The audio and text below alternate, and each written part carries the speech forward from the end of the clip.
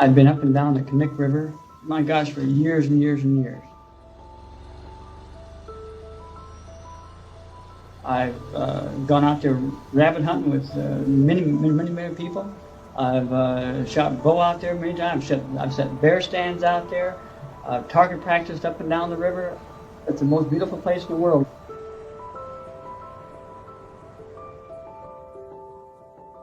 J'ai rencontré Robert en 1978 par l'intermédiaire de la paroisse.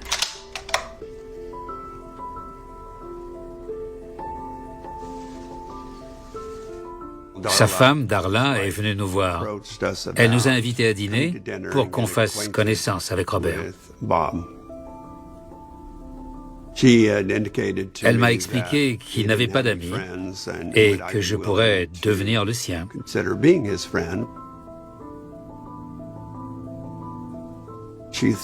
Elle se disait qu'on s'entendrait bien, puisqu'on aimait tous les deux la chasse.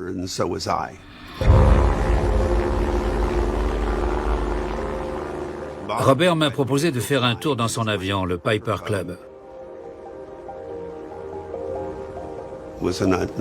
En Alaska, beaucoup de gens ont un avion.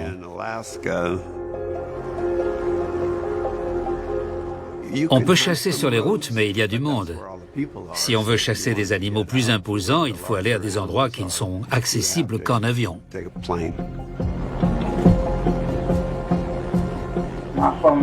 When I was throughout the whole south part of the state here.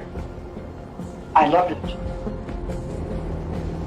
You can be out there and never see a soul all day long.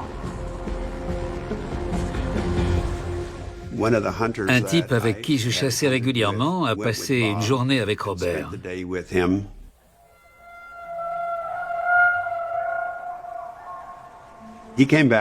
En rentrant, il m'a dit qu'il se sentait mal à l'aise avec lui.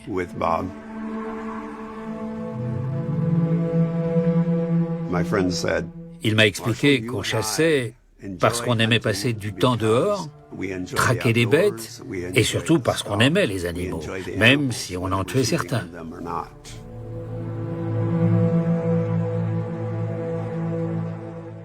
Mais il trouvait que Robert était différent.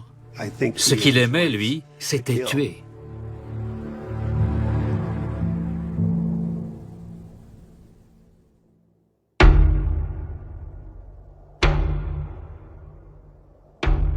L'Alaska, c'est un État immense. On peut se perdre en une fraction de seconde. Je m'appelle John Daly. Je suis dans la police depuis 1980.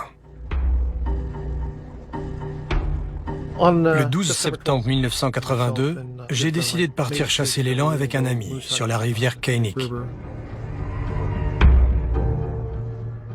En longeant la rivière, on a aperçu quelque chose qui sortait de l'ordinaire. On s'est approché et on a vu des vêtements. On s'est rendu compte que c'était un bout de jean. Quand on a regardé de plus près, on a vu qu'il y avait de la peau en dessous. On a appelé la police d'État. L'odeur de décomposition était de plus en plus forte à mesure qu'on creusait. C'était une femme blanche.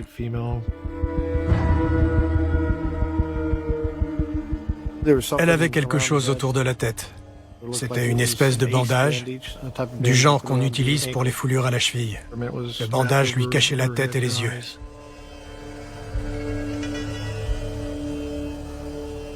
Remember anything about what she looked like? Her size? Her hair? Was she bound in any way at this point?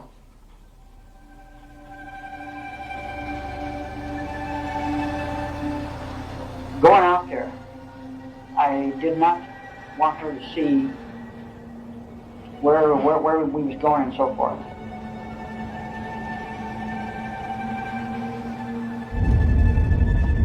I guess maybe it made me feel masculine or powerful or in control of my life. as long as things went fine, that was it. This time we went too far.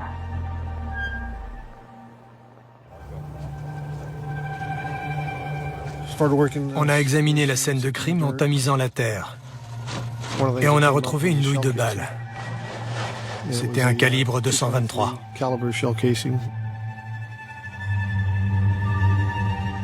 Elle avait un impact de balle sur la poitrine. La balle lui avait traversé le cœur.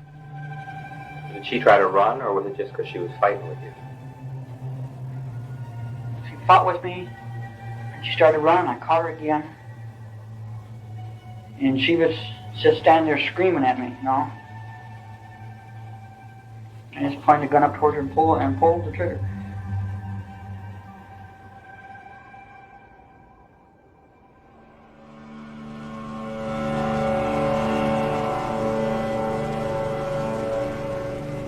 J'avais à peine 18 ans quand je suis arrivée à Anchorage. J'étais jeune et naïve.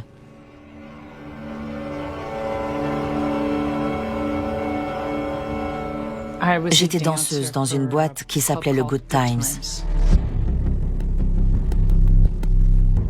Sherry était une de mes colocataires à l'époque.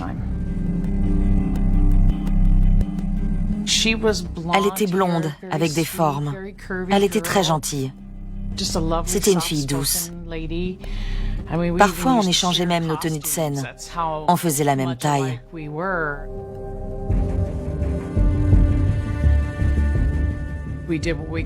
On faisait comme on pouvait pour survivre. C'est difficile de vivre à Anchorage quand on est une femme seule. C'était une grande ville isolée. Les gens étaient de gros fêtards.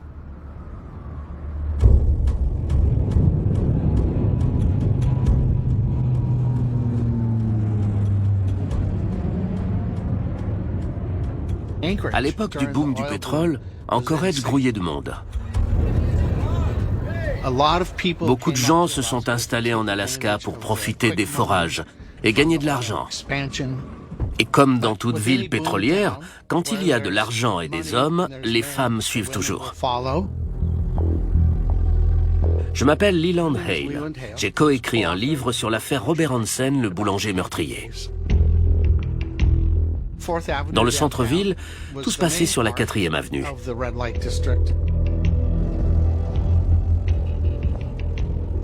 Il y avait des clubs de striptease et beaucoup de salons de massage. Il y avait le White Cherry, le Good Times Club, le Kit Kat Club, l'Alaska Bush Company, le Fancy Moose.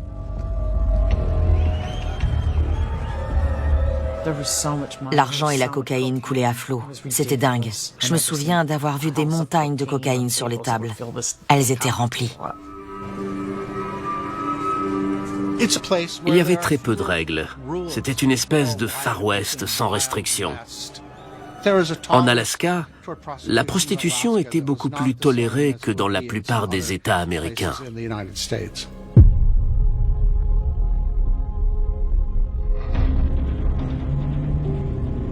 Drive from work, drive uptown in a hurry, and sit there and just look at the prostitutes walking up and down the street.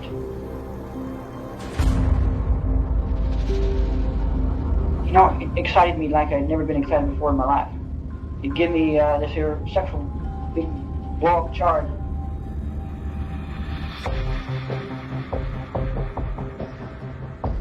À Seattle, il y a une organisation criminelle. Ils recrutaient de très jeunes filles pour les envoyer danser dans les boîtes de Seattle, Anchorage, Honolulu et Hawaï. Ils cherchaient des danseuses.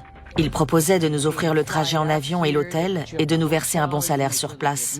C'était le plan parfait quand on voulait fuir ses parents. Mais en arrivant, je me suis rendu compte qu'on devait vivre dans un logement de l'organisation. Quand on vivait là et qu'on travaillait dans leur boîte, on accumulait des dettes. On nous amenait dans ce bâtiment et on nous donnait un appartement. Mais en entrant, on se rendait vite compte qu'il n'y avait que 2 matelas par terre. C'était une pièce froide et vide. sans vie. On n'avait même pas d'oreiller pour dormir.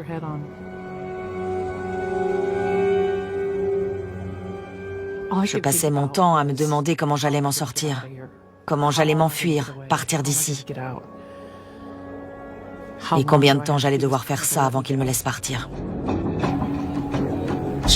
En général, les tueurs en série s'en prennent à des gens vulnérables. Et ces jeunes femmes étaient tout ce qu'il y avait de plus vulnérable. Can't even remember what I picked him up with, but it would most likely be a dancer in the street or on a club. I always told him too that you're going to get paid for this here. Just it's going to be a little bit different. It's going to be the way I want it to happen, not the way you want it to happen. Un soir, un type m'a offert une bouteille de champagne et il m'a invité à m'asseoir à côté de lui. J'ai eu froid dans le dos. Il me donnait vraiment la chair de poule. Il n'arrêtait pas de me dire qu'il avait un avion, mais je m'en fichais. Il m'a demandé si je voulais sortir avec lui, je lui ai répondu que je préférais éviter. Certaines filles allaient plus loin avec les clients de la boîte, après la fermeture. Mais pas moi. Je ne voulais pas. Je ne voulais pas.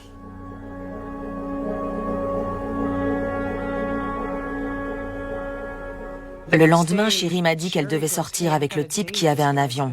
Je lui ai dit que je lui avais parlé la veille et qu'il m'avait fait peur. Je ne comprenais pas pourquoi elle voulait le revoir. Elle m'a dit qu'elle le trouvait sympa et elle m'a demandé de l'accompagner.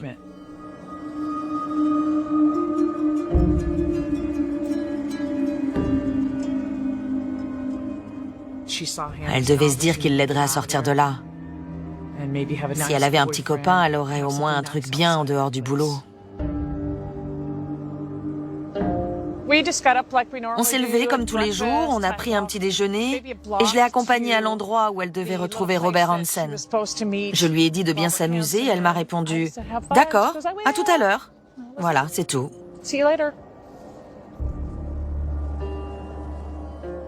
Elle n'est pas revenue.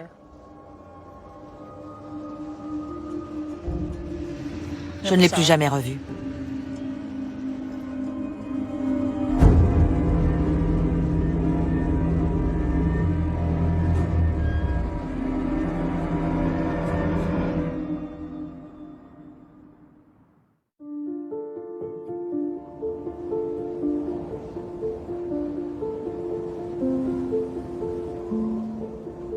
Un mois après la découverte du corps près de la rivière, la victime a été identifiée.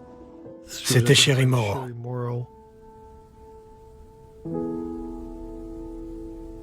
Je l'ai appris en lisant le journal.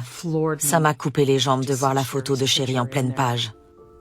Je me suis sentie coupable parce que je l'avais accompagnée à son dernier encart. Il y a de quoi s'en vouloir.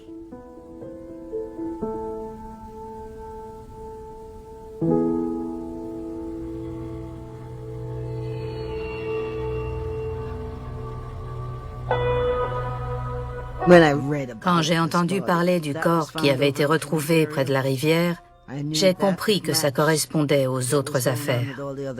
J'ai su que c'était un tueur en série. Mais personne ne m'a écouté. Je m'appelle Maxine Farrell. J'ai fait partie de la police d'Anchorage. J'étais aux affaires criminelles. À l'époque, on n'était que 2 femmes dans la police d'Anchorage. On n'avait ni vestiaire, ni casier. On devait se changer dans les toilettes. Les gens nous demandaient pourquoi. J'ai travaillé sur l'affaire Hansen parce que c'est moi qui ai trouvé Eklutna Annie.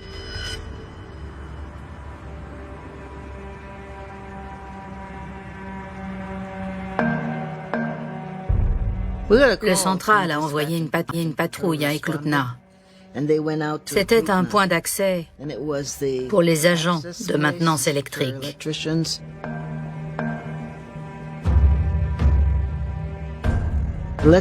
En travaillant, des électriciens avaient trouvé un cadavre. J'ai été envoyé sur place. Et on s'est mis à creuser.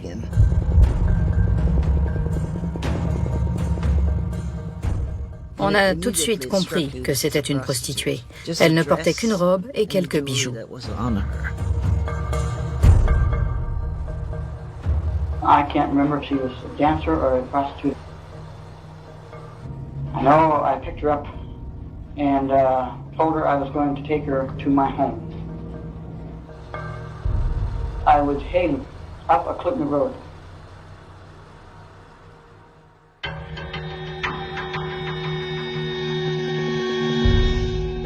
Elle n'avait pas de papier d'identité. Personne n'avait déclaré sa disparition. On s'est dit qu'elle venait d'arriver à Anchorage au moment de sa mort.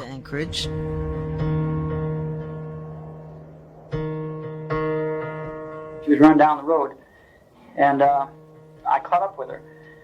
I grabbed her in the hair or whatever, and she had a big knife in her purse, a big buck knife, and she grabbed it out of her purse and swung around, and the thing just got out of the hand. Le légiste a dit que la cause de la mort était une blessure à l'arme blanche.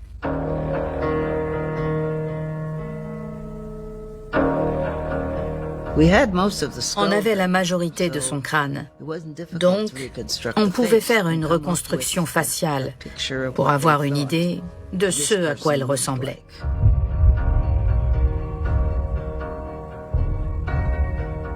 J'ai envoyé la photo partout, à tous les services de police. Je n'ai jamais eu de réponse. On n'a jamais pu l'identifier.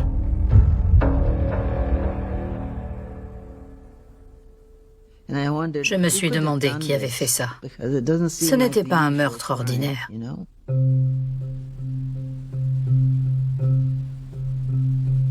Peu de temps après, une autre fille a été portée disparue. Elle racolait dans la rue. Je me suis dit que puisque c'était une prostituée disparue, c'était peut-être elle et Klutna Annie. Et puis, tous les mois, 2 ou 3 femmes disparaissaient. Alors j'ai commencé à me poser des questions. I guess I was starting to get bolder and bolder. I hadn't had a problem in a long time with it. I got to thinking right at that time that, boy, I couldn't wait till I could do it again. Dans la police, les gens avaient tendance à dire que les prostituées disparaissaient tout le temps. Elles étaient peut-être parties dans une autre ville pour danser dans un autre club. Mais Maxine Farrell n'y croyait pas. Pour elle, ces femmes disparaissaient sous notre nez.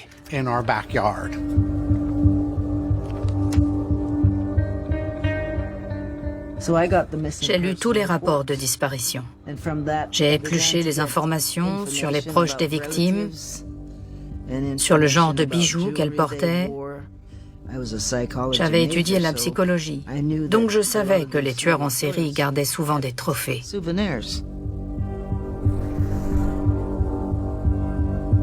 Et puis, j'ai fait un tableau avec toutes les victimes, les informations qu'on avait et celles qu'on ignorait. Quand j'ai terminé mon tableau, il y avait une dizaine de filles.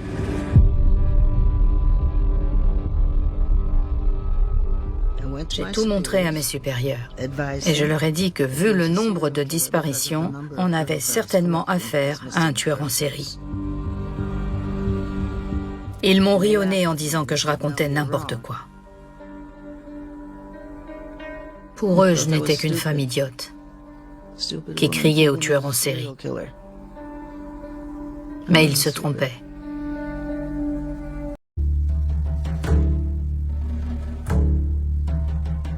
Je suis arrivé à Anchorage en 1971. Un jour, je passais en voiture devant un magasin dont l'enseigne affichait la température. Il faisait moins 31 degrés. Je me suis demandé ce que je faisais là.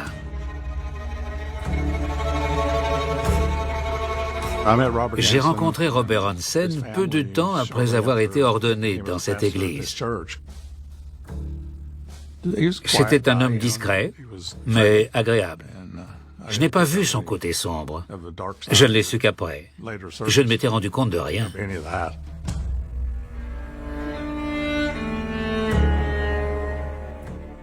Je savais qu'il tenait une boulangerie.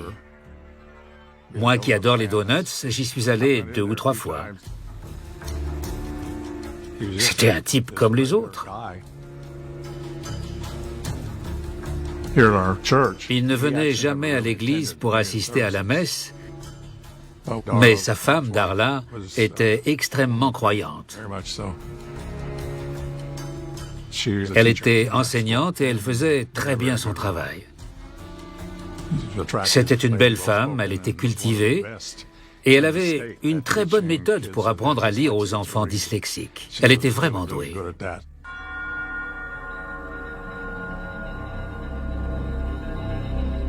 Je l'aimais beaucoup. C'était une de mes maîtresses préférées. À l'époque, l'école ne savait pas quoi faire des enfants en difficulté scolaire. Alors ils les mettaient tous dans la classe de Darla. Elle était géniale. Je n'ai que du bien à dire d'elle.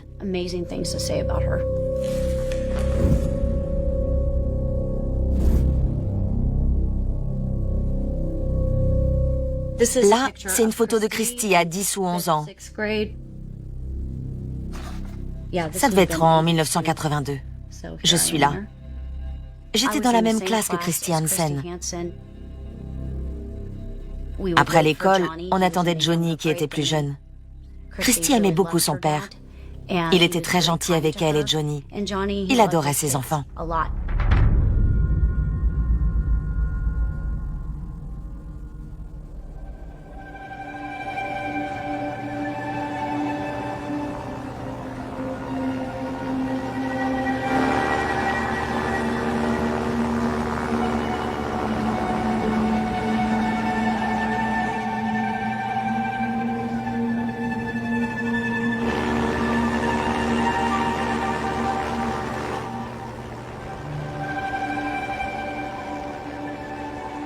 I got out there on the Knik River.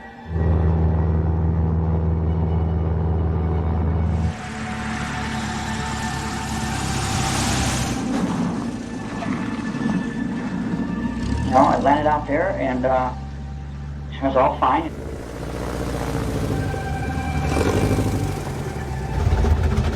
The spot that you land out there, it's all gravel. And there's some woods over here. And then they have a meat shack out here.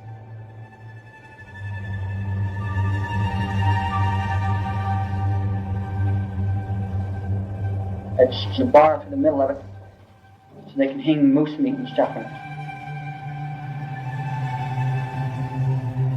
I said, this is where we're going to spend the day, you know. Just as we was walking in here, a damn plane come down the river.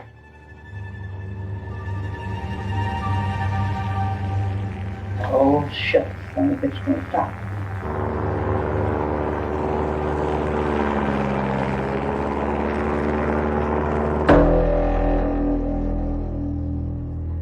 I handcuffed her hands behind her around the post.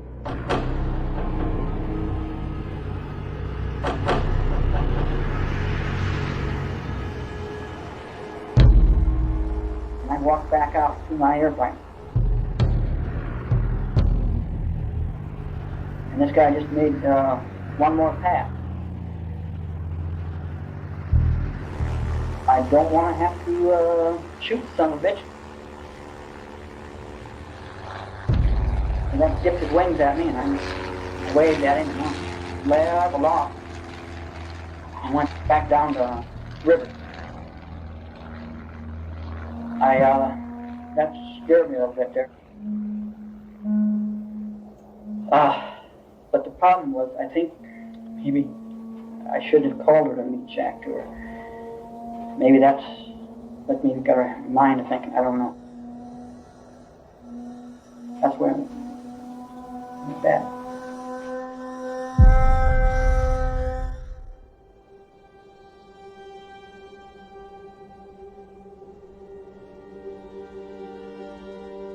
Un an après la découverte du corps de Cherie Morrow, on en a trouvé un autre, 1 kilomètre plus loin. La victime a été trouvée par 2 chasseurs qui traquaient un élan. Ils sont tombés sur le corps par hasard.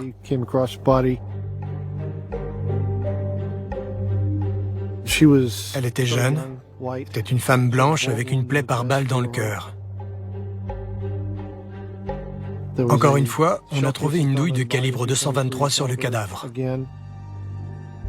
À partir de ce jour-là, c'est parti dans tous les sens. The discovery of another body out on the Knik River has prompted fears that a serial killer could be operating out of Anchorage. Comme les cadavres s'accumulaient, la police avait la pression. Alors, le sergent Glenn Flossie a pris la direction de l'enquête. Glenn Flossie était de la police d'État. Quand il menait une enquête, il était très carré. Flossie m'a demandé de l'aide pour faire le lien entre les cadavres retrouvés et les cas de disparition. Et il a fini par me dire qu'on devrait former une unité spéciale pour mener l'enquête. State troopers have said that up to 12 women could be victims. They're asking for members of the public with any information to call in. La police d'État a demandé à mon supérieur de me laisser travailler avec eux, mais il a refusé. Ça m'a mis très en colère. All of the women were of slim build with light hair. All disappeared after a daytime date. Alors, j'ai décidé de donner toutes les informations que j'avais réunies à Flossie. Je lui ai donné tous mes dossiers, tout ce que j'avais. But at this time, troopers do not know the identity of the killer. What we're trying to do is make some determination as to whether or not we have one suspect involved in a number of these missing person cases and or homicides, or whether or not we have a series of multiple suspects.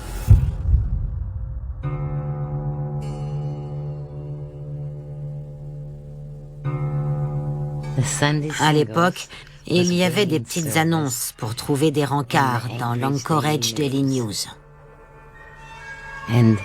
C'est comme ça que je l'ai rencontré, Robert Hansen. Homme à l'esprit baroudeur, cherche femme prête à enfiler un jean pour partir à l'aventure.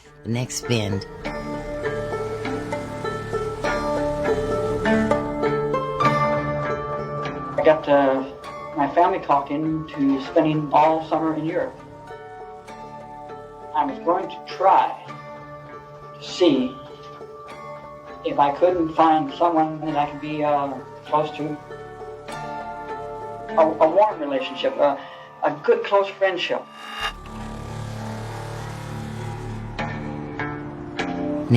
C'était en juin 1983. Il m'a emmené dans un bar, il était gentil, et il bégayait. Et ça m'a fait de la peine quand il m'a dit que les gens s'étaient beaucoup moqués de lui dans son enfance. Il m'a proposé de faire un tour dans son avion. J'étais d'accord, mais heureusement, les vents étaient trop violents. Alors il m'a emmené chez lui.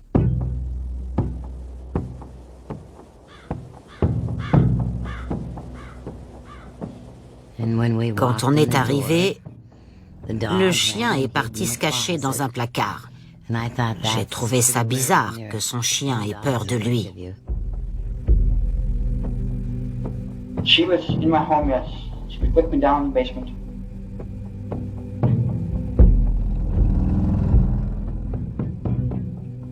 C'est là qu'il accrochait ses têtes d'animaux au mur.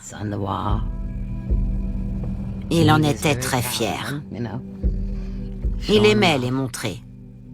Il était fier de son sous-sol. C'était une espèce de tanière pour lui. We sat down there, got a little bit intimate, naked if you would call it such. There on the couch.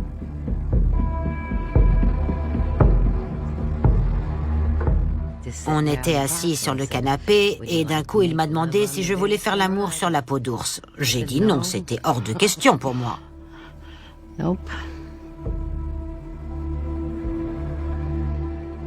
Alors il m'a regardé et il est resté très silencieux.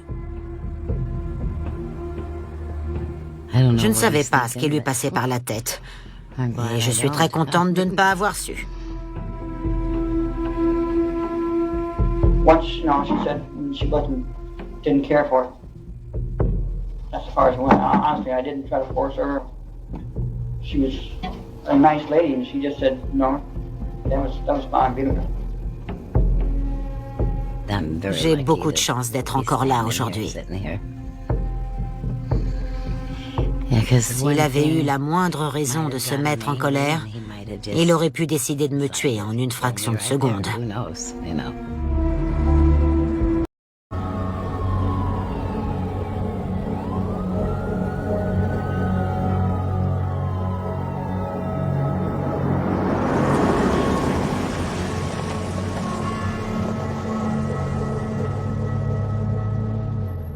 Je m'appelle Greg Baker.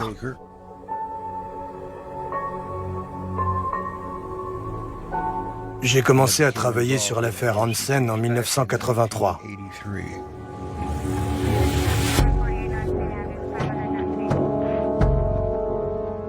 J'étais en patrouille. Je formais un autre agent. Il s'appelait Wayne Vance. Il devait être 3 ou 4 heures du matin. On était en patrouille de nuit.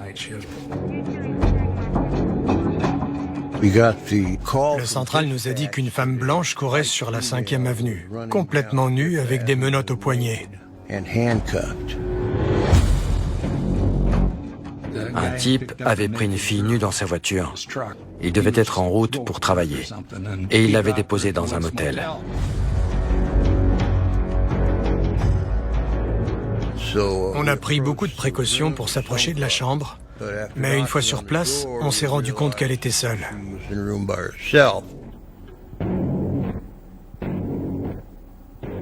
On lui a retiré les menottes et on lui a donné des vêtements. Elle était en état de choc. On a mis du temps à la calmer pour lui poser des questions.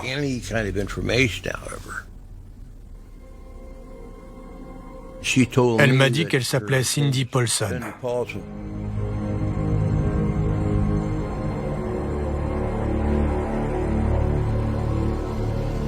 I was corner fixing Denali. And a gentleman here rode by, pulled in the parking lot. I was talking with this man and he offered me $200 for a blowjob in the car. And I said, fine, no problem. Ensuite, il l'a braquée avec une arme et lui a mis les menottes. Il lui a dit que si elle criait, qu'elle appelait à l'aide ou qu'elle essayait de s'enfuir, il la tuerait avant de se débarrasser de son corps. I'll pull out the gun then and say, hey, look now, you're a professional. You don't get excited. Do exactly what I tell you. You're not going to get hurt.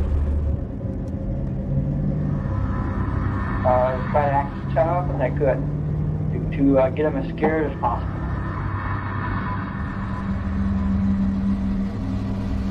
Just for frightening.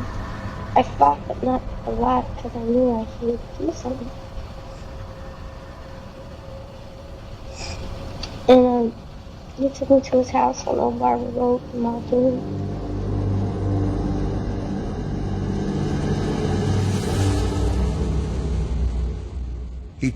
Il l'a emmenée dans un salon au sous-sol.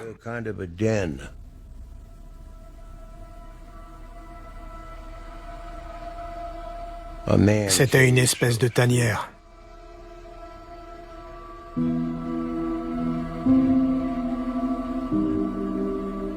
told her that I would like to do it a little bit different. I would like to have sex with there on a large bear rug that I have there.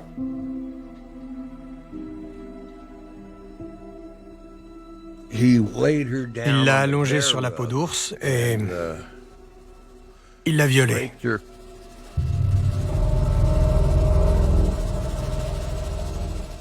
He wrapped the chain around my neck 4 times and handcuffed me. And I was downstairs for 5 hours. The only thing I could think about is how I could kill May. Because it wasn't my time to die.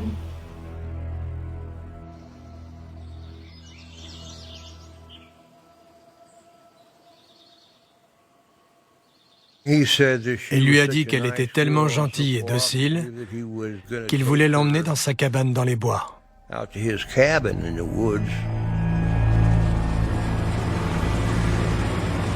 I told her the truth. I was going to take her out and we was going to spend the weekend together.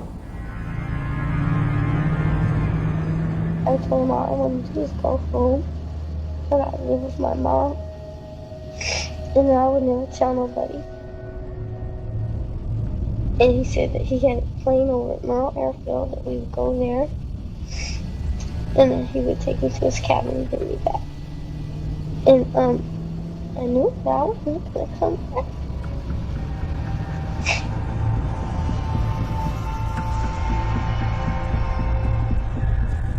We get to the airport, and then he said he had to put his seat in so he could tie me up in the plane. I knew that I wasn't going to live. I mean, the man, what he did to me, he had to kill me.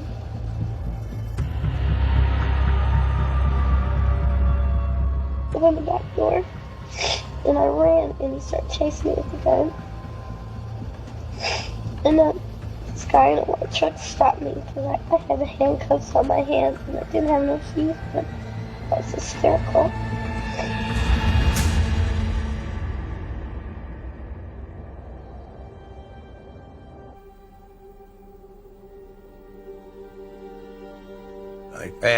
Je lui ai demandé si elle était d'accord pour aller faire un kit post-viol à l'hôpital. Elle a accepté.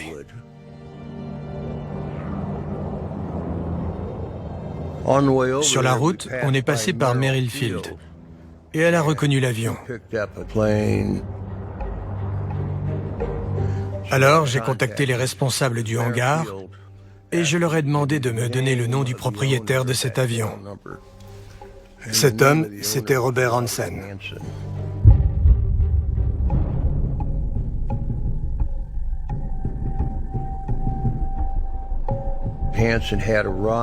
Hansen était rentré chez lui. Il a été très coopératif. Il répondait à nos questions. Et il a accepté de nous accompagner au poste.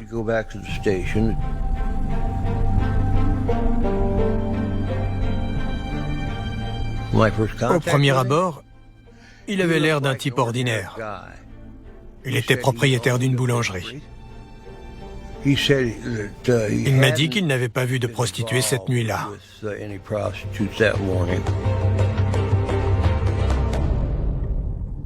J'étais certain que c'était lui. Donc, je savais qu'il me mentait. Dès le début de ma carrière dans la police, j'ai compris que quand les gens mentent, c'est un très bon signe. Ils finissent toujours par se contredire. Et un mensonge, c'est facile à démonter.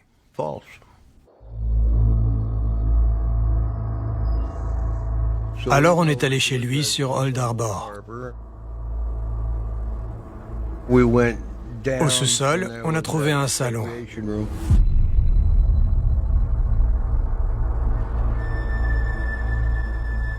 Il y avait un canapé et une peau d'ours par terre. Tout correspondait à la description de Cindy Paulson. When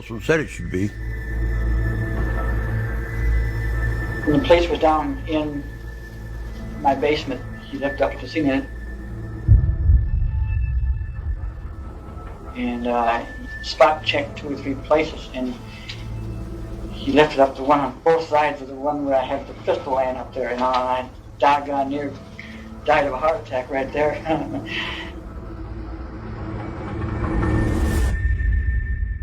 On n'a pas trouvé de preuves matérielles. Mais j'étais certain que Robert Hansen finirait derrière les barreaux.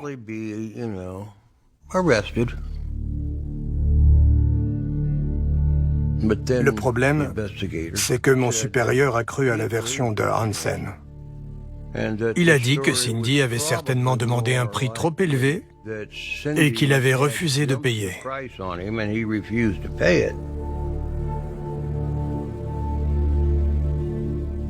Personne n'a poussé Hansen pour savoir s'il mentait. Ils n'ont pas fait leur travail correctement.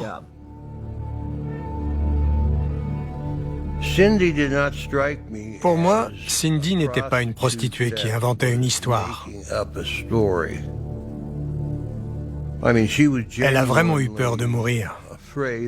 Elle a cru que personne ne saurait jamais ce qu'elle était devenue et qu'on ne trouverait jamais son corps. Aux yeux des gens, Cindy n'était qu'une prostituée qui racolait dans la rue, alors que Robert Hansen était un commerçant respecté. Alors, personne n'a donné suite à l'incident. Je n'avais pas de nouvelles de l'enquête sur Cindy Paulson depuis 3 semaines.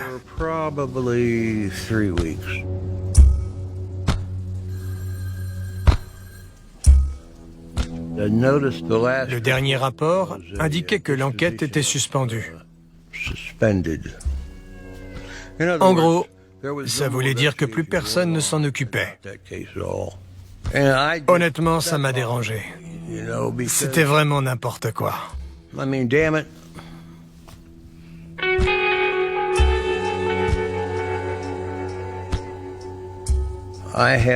J'étais sûr que Cindy Paulson disait la vérité. Alors j'ai creusé dans le passé de Robert Hansen. Et je me suis retrouvé avec un dossier très épais.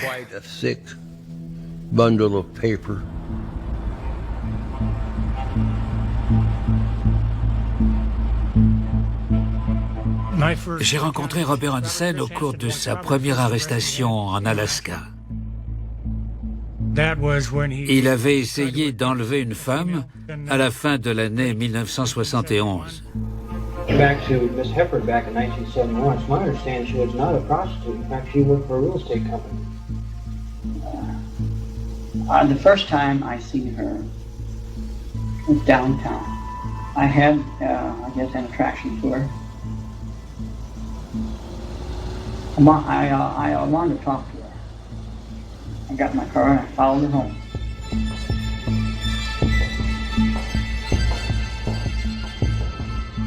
Le lendemain, il est revenu armé et il a essayé de l'enlever en la menaçant à bout portant.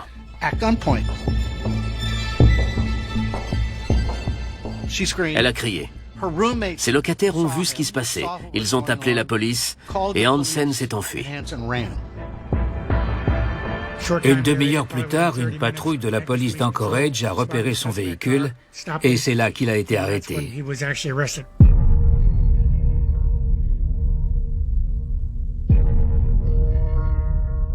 La première fois que je lui ai parlé, j'ai trouvé qu'il avait un côté mauviette. Il a tout nié en bloc, il restait tête baissée, il ne me regardait pas dans les yeux.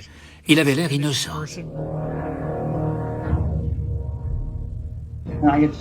I just panicked, you know. I just thinking, gee whiz, Bob, you're going to get in trouble over this here. And he hadn't intended to do anything wrong in the first place.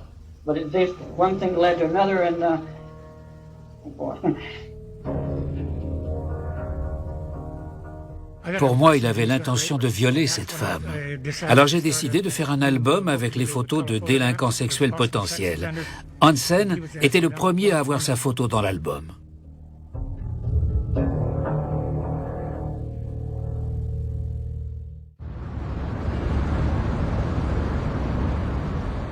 Après la libération de Robert Hansen, un enquêteur de la police d'État m'a contacté. Il avait une victime du nom de Patricia Roberts. Elle avait été enlevée à Anchorage sous la menace d'une arme. Son agresseur l'avait emmenée sur la péninsule de Kenai, à 250 km d'Anchorage, et il l'avait violée.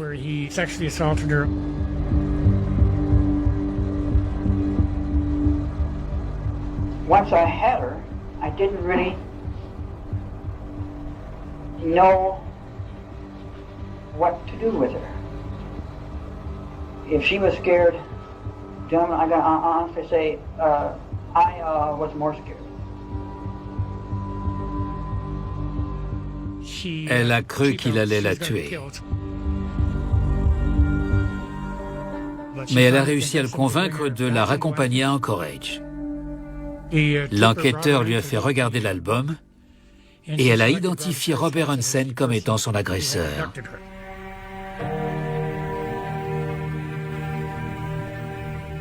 On l'a ramené au poste de police. Il nous a dit que cette fille se prostituait et que c'était une histoire d'argent. Ils ont passé un accord avec Hansen. S'il acceptait de plaider coupable pour l'agression sous la menace d'une arme à feu avec l'attaché de presse, il ne serait pas poursuivi pour l'enlèvement de Patricia Roberts.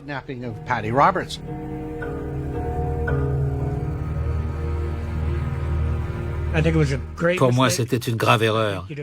N'importe quel jury l'aurait déclaré coupable au procès. Il aurait sûrement été condamné à 20 ans de prison et beaucoup de femmes seraient encore vivantes aujourd'hui.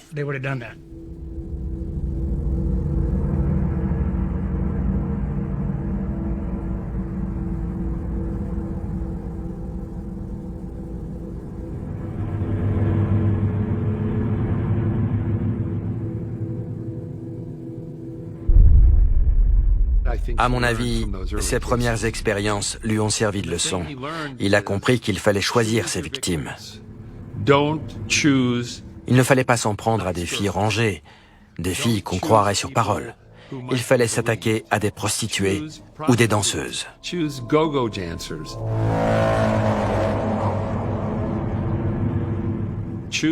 Le choix de ses victimes lui donnait plus de chances de ne jamais être inquiété. La police ne s'en mêlerait jamais. Personne ne croirait les victimes.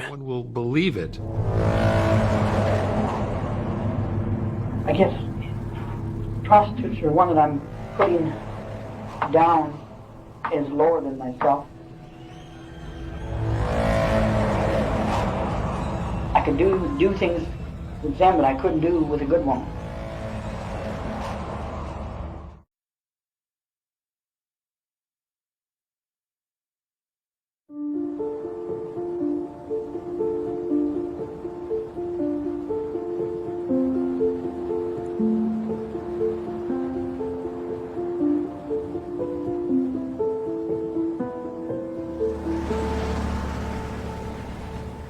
Pocahontas était une petite ville de 2000 habitants.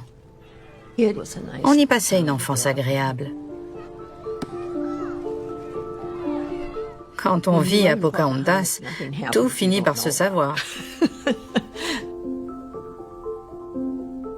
Je m'appelle Rosemary Shaw Sackett.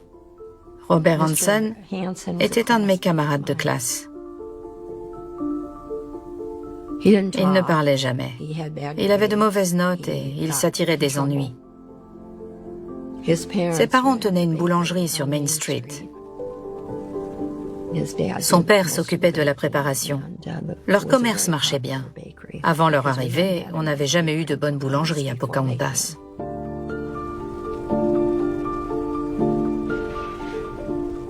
C'est comme ça que Robert Hansen a appris son métier. Son père était strict.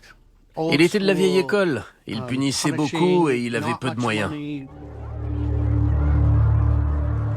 Robert